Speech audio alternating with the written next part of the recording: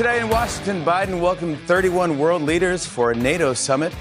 When Biden walked into the room with 31 leaders, he wasn't sure if it was a NATO summit or an intervention. Joe, you know we love you, but it's time to go, Joe. Time to step aside, pass the torch. Gotta have bumper stickers and T-shirts by now. Step aside, Joe. Beachcomber Joe, time to pass the torch. The Democrats, they love torches. They always have, haven't they?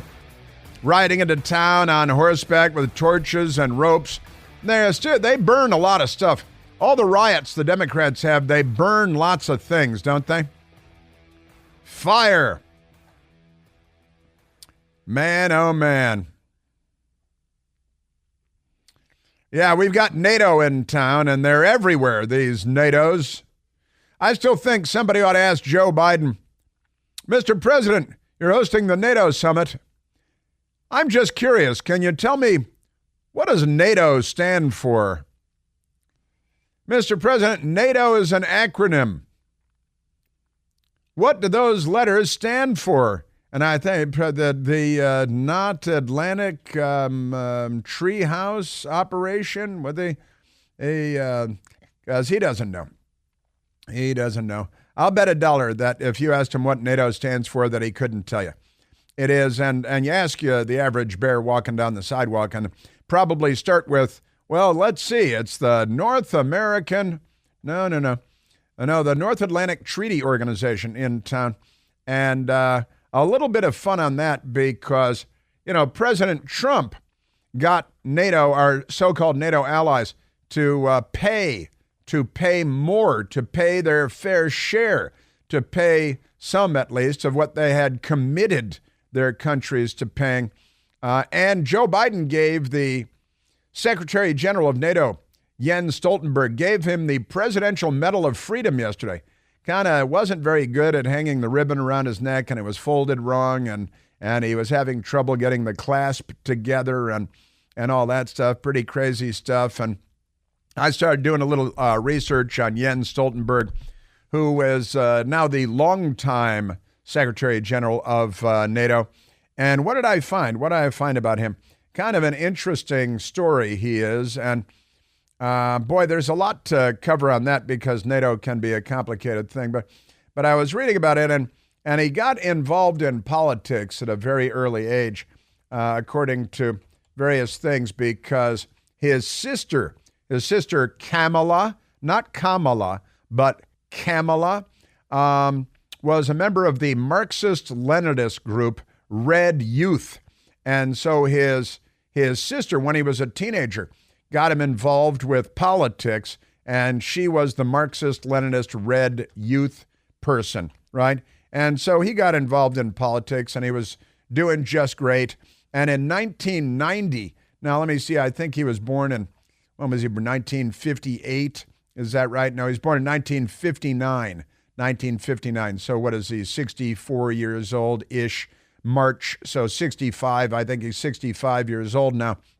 But in 1990, it turns out that he had regular contacts with a Soviet diplomat. 1990 was before President Reagan had won the Cold War and President Bush and the Soviet Union had collapsed. But in 1990, so what would he be? He'd be 40 years old, 50, what is he, 40?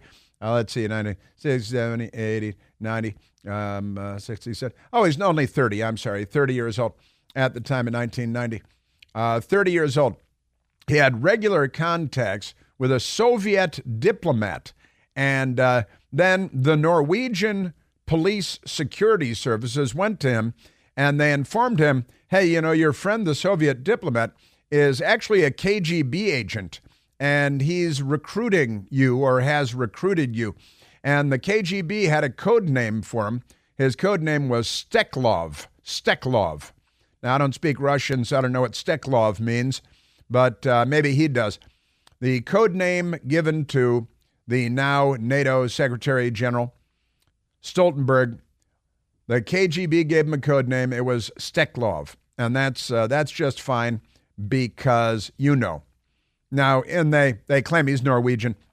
And he's had all kinds of positions in the Norwegian government, and as you might expect, including the prime minister, right? I mean, he's been involved with the government for a long time. But as a young person, the Labor Party's youth wing and all this crazy stuff, Europe is different than the United States. And they were living in the shadow of the Soviet Union, and the Soviets wanted to, roll tanks on everybody, roll over everything. But I found that to be kind of interesting. And Joe Biden gave him the Presidential Medal of Freedom yesterday. Was he a KGB recruit? Little hard to say. Can't be 100% sure. But now he's the head of NATO, long time head of NATO. And Joe Biden gave him the Presidential Medal of Freedom. And there were a couple of weird moments yesterday as well. Because Joe Biden was introducing him, and he read the teleprompter instructions. He kept reading. There's the teleprompter copy, and then it says, invite the military in. And Joe Biden this happens a lot because his brain, she's a broke. And he doesn't know when to stop because his brain is no good. And the teleprompter often throws him. Now, who is it? Bernie the Bolshevik, we just played the audio, saying that Joe Biden should set the teleprompter aside because he thinks much better. Completely untrue when he's not on teleprompter, but never mind that. So Joe was reading, doing the introduction, and it's making news all over the world too.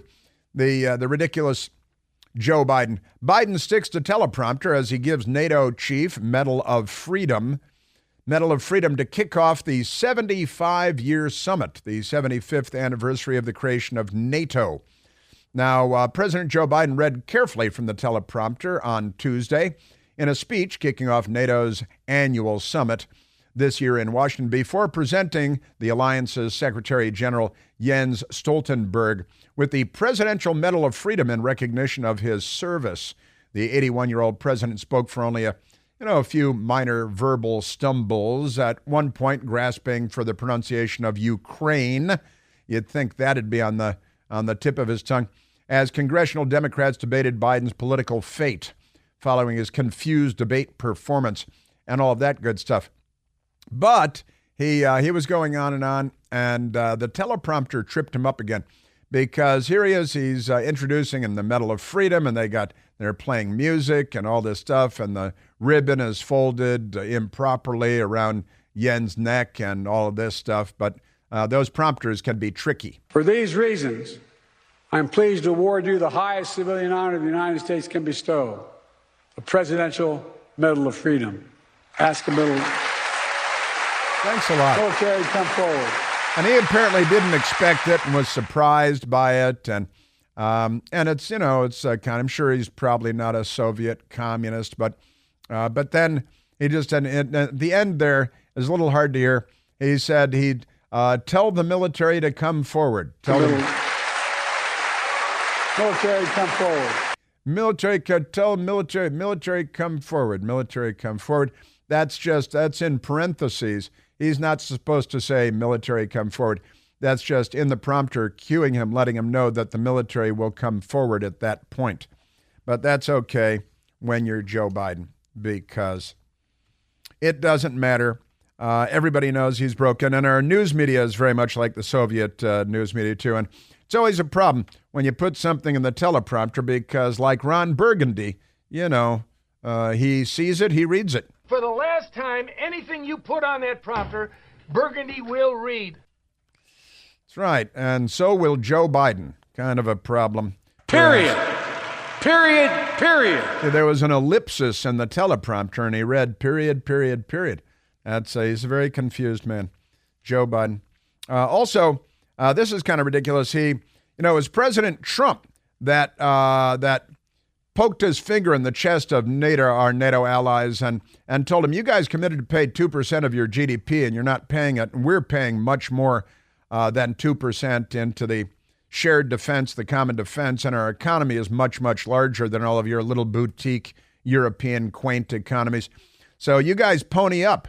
Why should we be there defending you when you're not even paying into the common defense.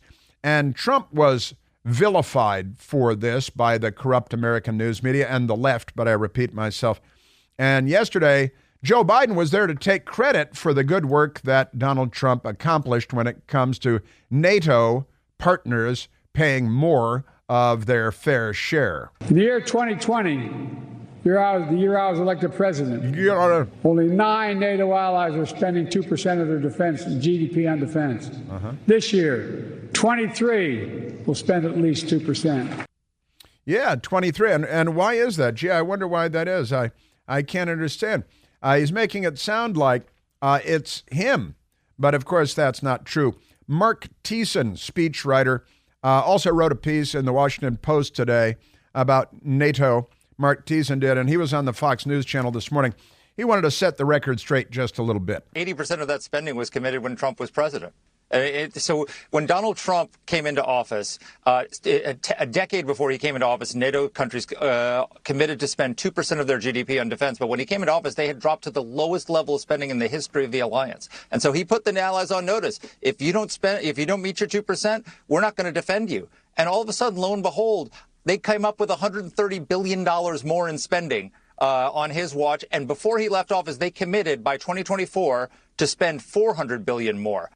And then Joe Biden saunters in, sachets in, and he's like, oh, yeah, I pressured NATO to pay more of their fair share. It's all a lie. It's all a big lie. Mark Thiessen. Well, guess what? We're here in 2024. It's $500 billion, 510. So that means 80% of it was because of Donald Trump commitments that Donald Trump secured when he was president, and the other 10 or 20% is mostly because Vladimir Putin invaded Ukraine, not because of any diplomacy by Joe Biden.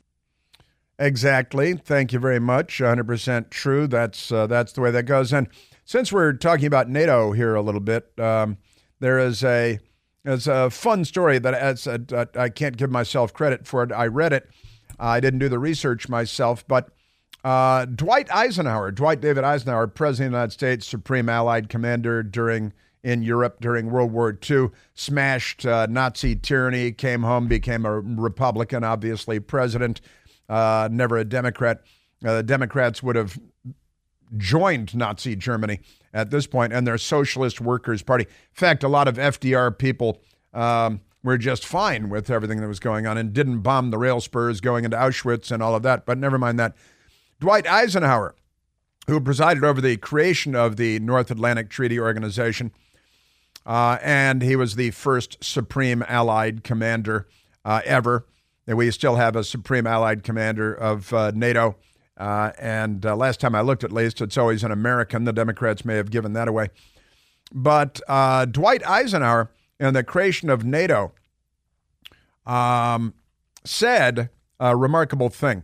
When we created NATO. On assuming office in 1951, Dwight Eisenhower remarked at the presidency, said, if in 10 years all American troops stationed in Europe for national defense purposes have not been returned to the United States, then this whole NATO project will have failed.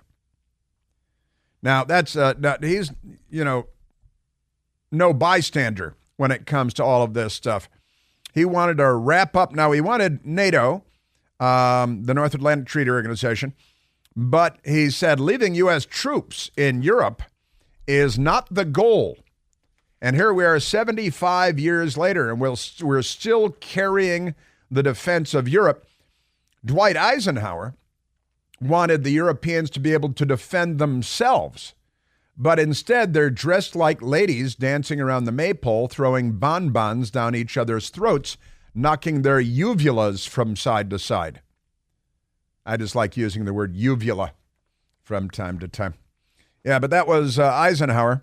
He knew whereof he spoke, and a great, great American, a great president. The interstate highway system when he came home, just to name one thing, moving Democrat racists out of the school doors in Little Rock, Arkansas and beyond because the Democrats were and are such racists. But never mind that. We're seeing a surprising shift, multiple shifts in the American political landscape. And And honestly, it is urgent that we all be prepared for this. The presidential race is heating up. You may have noticed you need to take action to help protect your finances, regardless of who wins in November. That's where investing in precious metals comes in.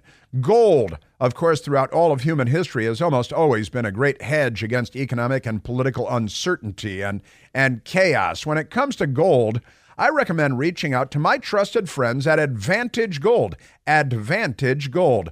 All you have to do to get started is text my first name, Chris, to 1-888-255-0668. You're going to get a free 2024 gold and silver kit. It's a great guide. Plus, mention this ad to see if you qualify for a special $1,300 bonus. Make sure you take steps to help keep your finances on solid ground as the political landscape keeps turning into liquid beneath our feet. Start by texting Chris to 1-888-255-0668. Call them now, text them now. It's 1-888-255-0668. Message and data rates may apply. Performance may vary. You should always consult your financial and tax professional. Yeah, Joe Biden. And I have the mailbag coming up, too. I've got the mailbag, and it's Wednesday. It's mailbag day. Hillary Clinton woke up face down in a pool of her own dried vomit today. It's Wednesday, with an empty 1-gallon cardboard box of cheap New Zealand Chardonnay next to her. All right, it's officially over. Joe Biden is toast. Forget about James Carville telling him he's got to go and all the lukewarm language from Nancy Pelosi and the other Democrats. Forget about all that. It's over now. The headlines, and there are headlines everywhere. You know, Stephanopoulos said he can't serve another 4 years. David Axelrod said he's got to go. James Carville said he's got to go. But now it's over because the headline at the New York Times, George Clooney, they love their colons. I love Joe Biden, but we need a new nominee. The nominee. The nominee. And Newsweek, I love Newsweek magazine's headline from 6 minutes ago. George Clooney breaks silence on Joe Biden campaign. I didn't realize he had been maintaining silence. The whole world was waiting on bated breath for what George Clooney, he was on a TV show a long time ago. It's all a terrible cable television show. I've been saying it forever. The Democrat Party is, they're not on our side. They're not American. And it's all a terrible cable television show.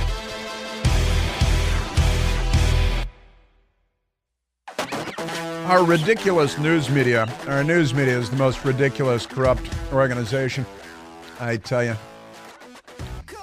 Yeah, but I love George Clooney writing in the New York Times. I love Joe Biden, but we need a new nominee is his headline. And I'm a lifelong Democrat. No kidding. I make no apologies for that. If you don't feel you need to apologize, why would you say I make no apologies for that? Obviously, the Democrat Party should apologize to the world. Are you kidding me? From the Civil War forward, honestly. And but he says, Joe Biden, it's time for Joe Biden to step down. He makes fun of them, claiming he had a cold. That's why he did bad at the debate. But who cares? The Democrat Party cares because it's all a celebrity wank-off. It's a circle fest in a hot tub. And I think it might be impossible for me to care less about what George Clooney thinks about who our presidential nominees are. Isn't that amazing? Michael and I were just talking during the break. George Clooney's a very wealthy man. He's made some movies. He was on a TV show. But he did got a piece of a tequila company because he did ads for them or something. And he made $300 million off of the tequila company.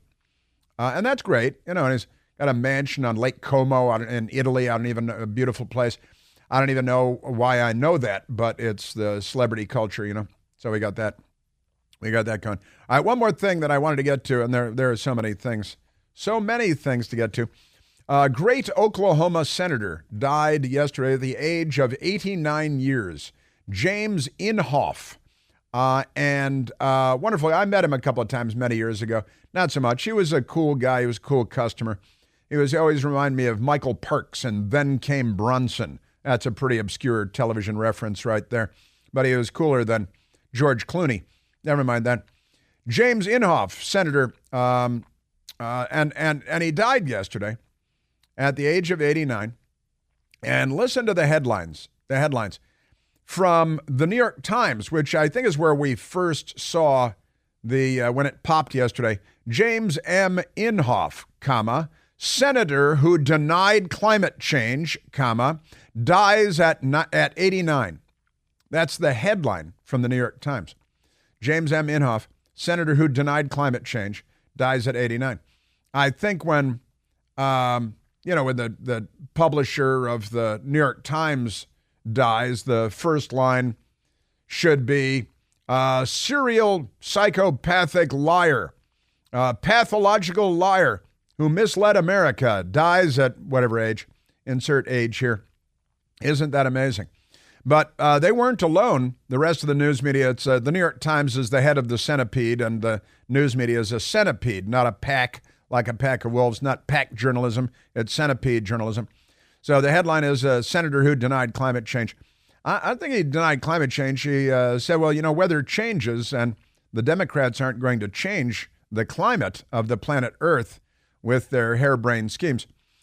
MSNBC, Jim Inhofe, climate crisis denying former senator, dies at 89. They never have any original thoughts. The left-wingers at Politico in Washington. Former Senator Jim Inhofe, who called climate change a hoax, dead at 89. It's the first line in his obituary. I couldn't help but be reminded of the headline when communist, murderous dictator who enslaved, imprisoned, brutalized, and executed his political enemies, Fidel Castro, a hero of Barack Obama and the Democrat Party. They love murderers. Cuba's Fidel Castro, who defied U.S. for 50 years, has died. Right? And you may remember when the radical Islamic jihadi terrorist al-Baghdadi died not so many years ago. The Washington Post had a headline that said, austere religious scholar. They called him an austere religious scholar. Abu Bakr al-Baghdadi, austere religious scholar at helm of Islamic State, dies at 48. Not a day too soon. He's the head of ISIS. He is a kidnapping, raping, dismembering savage who is burning in hell. And the Washington Post headline, Abu Bakr al-Baghdadi, austere religious scholar? Really? That's his defining feature at helm of Islamic State. Fidel Castro, who defied U.S. for 50 years. These are endorsements. These are flatteries. But when a Republican senator, James Inhofe, dies, who called into question the conventional wisdom of the moment, just amazing, amazing stuff. The news media is filth. Filth. I don't know how to put it better, but there it is. Speaking of which, headline from the Baltimore Sun, Donald Trump to host Rachel Morin's family at Republican National Convention next week. Now, Rachel Morin was savagely raped and murdered by an illegal alien that Joe Biden and the Democrats invited into the country in Maryland several weeks ago. And she is a symbol of what the Democrats are doing to the United States of America. And it ought to be pointed out, and it's right and good that the Republicans are inviting her family to the convention. Family members of Rachel Morin, the 35-year-old mother of 5 who was found dead on the Ma and Pa Trail in Bel Air, Maryland last August, will be guests of former President Donald Trump at the 2024 Republican National Convention next week. Morin's family, including her half-sister, Erin Lehman, and Lehman's husband, Morin's 2 youngest children, and their father, Rachel's brothers, Nathan, Josh, and Michael Morin, and Michael Morin's family have all accepted invitations to attend the convention in Wisconsin, with all expenses paid by the Trump campaign organization, Lehman said. This is the Baltimore Sun writing. And then the Baltimore Sun News Guild has a Twitter account, and they've got someone there named Dan Rodricks. And he tweeted, there's a photograph of Rachel Morin, who was raped and murdered by an illegal alien invited in by the Democrats. And someone, probably a family member, put a photograph of her, a lovely woman, on a tree to memorialize and commemorate. And the Baltimore Sun has this thing with Dan Rodricks of the Baltimore Sun News Guild. And they posted a photo, and Dan Rodricks says, "No sense of decency, : they love their colons. Exploit a family tragedy and con them into believing Republicans actually want to fix the border problems." This is what passes for journalism, award-winning journalism in the United States of America. Now, aren't you the house of ill repute that just burned our country down over a career criminal named George Floyd, who died of heart failure while resisting arrest because of all the fentanyl and methamphetamine coursing through his corrupt bloodstream? You really think that this is exploitative when you guys exploit? You love crime and criminals and child rapists, and you guys are responsible. Dan Rodricks, obviously a Democrat hack shill. You guys are responsible for this woman's rape and murder, and for her 5 children being left motherless. And it should be pointed out that your policies have consequences, and to snidely sneer that con them into believing the Republicans actually want to fix the border problems. Let's look at the border numbers under President Trump and then the border numbers under President Biden. Let's look at the child sex assaults by illegal aliens and the murders and the gang assaults and the robberies from the Detroit suburbs to New York City and every place else. But that's our news media. I'm sorry, I got a little riled up there for a moment. Michael Piercy just gave me this thing on this Dan Rodricks of the Baltimore Sun News Guild. No sense of decency. I can't use the words that I'd really like to use right now, so I'll just say GFY. What an expletive deleted this guy is. Amazing. That's our news media. That's why, that's Dan Rodricks. That's why the news media has the same level of respect of the child molesting illegal alien gang members that you guys have invited into the country by the thousands. Honestly, day before yesterday, there was another illegal alien arrested for sexually assaulting another 12 or 13-year-old girl repeatedly. And he just came illegally into the country a couple of months ago. And the Baltimore Sun doesn't cover it. And when they're forced to cover the murder of a mother of 5 and rape by an illegal alien, they attack. And, the Republicans want to do something about it. Well, it was one hell of a lot better when Donald Trump was president of the United States. She would be alive if Donald Trump had been reelected. And these 5 children would not be motherless if it weren't for Joe Biden and the Democrat Party policy. Policies have consequences. All right, I apologize. I got a little riled up there. Let's go to the mailbag, shall we? Turn the corner of the mailbag. Yeah, al-Baghdadi is an austere religious scholar. Right. Yeah, I'd like to write the first line of their obituaries. Can I do that? I think the first line. Let's do the first line of their obituaries. Slime balls. Trying to keep it clean. All right, let's get to the mailbag. Ken asks. Ken says, Chris, if you could replace James Rosen for one day as the Newsmax White House correspondent, and assuming Cringe would call on you, what question would you ask her?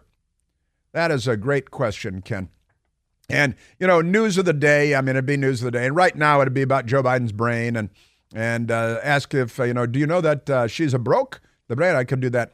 But Michael and I were talking about this earlier, and I think it might be for Monday more fun to ask, she's LGBTQ, QIAA, Cringe Jean-Pierre.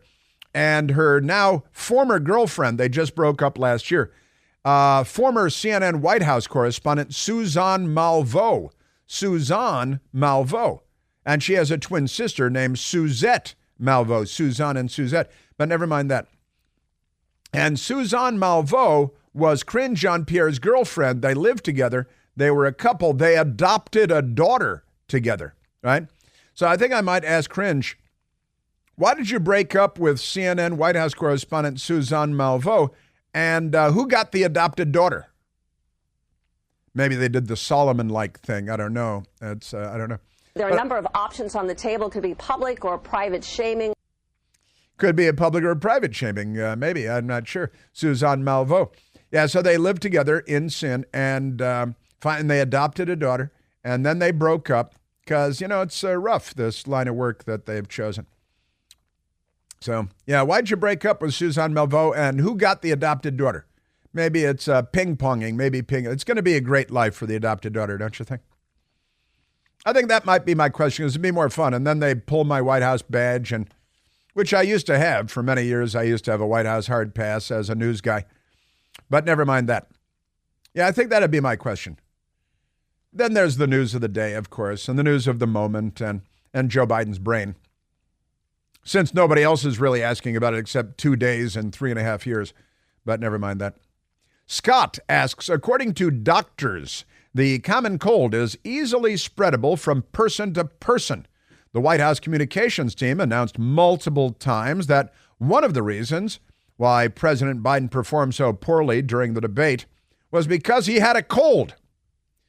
If the president had a cold, why was he hugging and shaking hands with people where there was no social distancing and nobody, including the ill president, was wearing a mask? Well, Scott, I assume that's a little bit of a rhetorical question on your part, but the answer is easy on that. The answer is they were lying. They were lying about the cold. They were lying about the jet lag. They were lying about, they weren't lying about his being tired because he's tired all the time, because he's Sleepy Joe. He's Beach Coma Joe. He's a beach coma. And the reason, Scott, is that he was hugging people and shaking hands is because he didn't have a cold. And if he did have a cold, that wouldn't explain his behavior. They were just grasping at straws and lying as they do every single day. Why wasn't that enough rest time, enough recovery time? Because I was sick. I was feeling terrible. Then he fell over.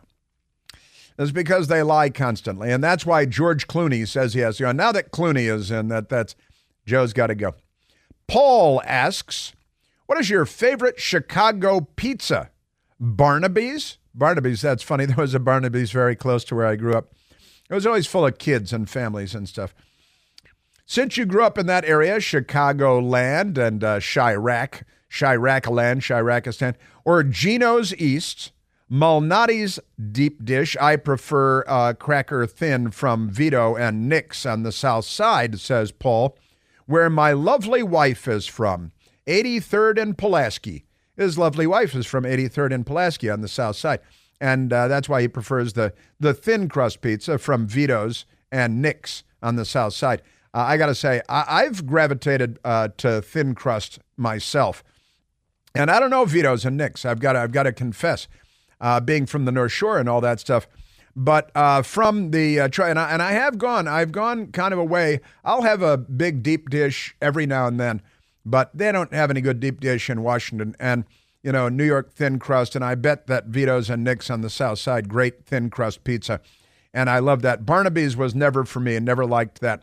And you talk about Geno's. You didn't even talk about Uno's and Due, which, are great deep dish pizza. But you mentioned Malnati's, and I've got to say, of all of the pizzas listed here, and for my deep dish Chicago pizza, I go with Lou Malnati's. I respect Uno and Due. Used to go to Dewey's all the time as teenagers. That's where we would usually go, and Uno's right around the corner. But we would go to, we'd go to Uno sometimes too, but Dewey mostly. And now when I go, I look for a Lou Malnati's, an Italian sausage pizza. When I'm going to get a deep dish Chicago-style pizza, for me, it's Lou Malnati's. My brother sent me a couple of frozen Lou Malnati's pizzas, and we cooked them here fairly recently. And we cooked them, my best girl and I, and they were great. They were really great. Wonderful stuff. Yes, I go with Lou Malnati's, and for Scott, I go with They Were Lying.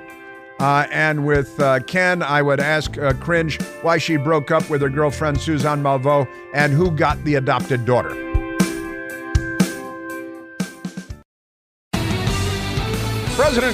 President Trump yesterday had a big event with 8 to 12 million people in Doral, Florida. It was really 25,000 to 40,000 people. Big thing. Joe Biden, can't fill a minivan when he goes places. And he challenged Joe Biden to another debate, which is a really fun idea. And now that George Clooney has left the party, I think that's proud. He hadn't left the party. He just says Joe has to step aside and pass the torch. Oh yeah, another Clintonista, Lanny Davis, has written a piece for Newsmax. Says, Mr. President, it's time to pass the torch. They all use the same words to Kamala Harris. President Trump yesterday challenging Biden. Let's do another debate this week so that Sleepy Joe Biden can prove to everyone all over the world that he has what it takes to be president. But this time it will be man to man, no moderators, no holes barred. Yeah, he'll never accept that. Also, Trump challenged him to a golf match. This is even funnier. I'm also officially challenging Cricket Joe to an 18-hole golf match right here at Doral. He owns golf courses all over the place. On Doral's Blue Monster, considered one of the greatest tournament golf courses anywhere in the world, one of the great courses of the world. And he says he'll give $1 million to the charity of Joe Biden's choice after giving him 10 strokes per 9 holes. I will give him 10 strokes aside, and if he wins, I will give the charity of his choice, any charity that he wants, $1 million. That'd go to Hamas. That money would go to Hamas or maybe to Hunter.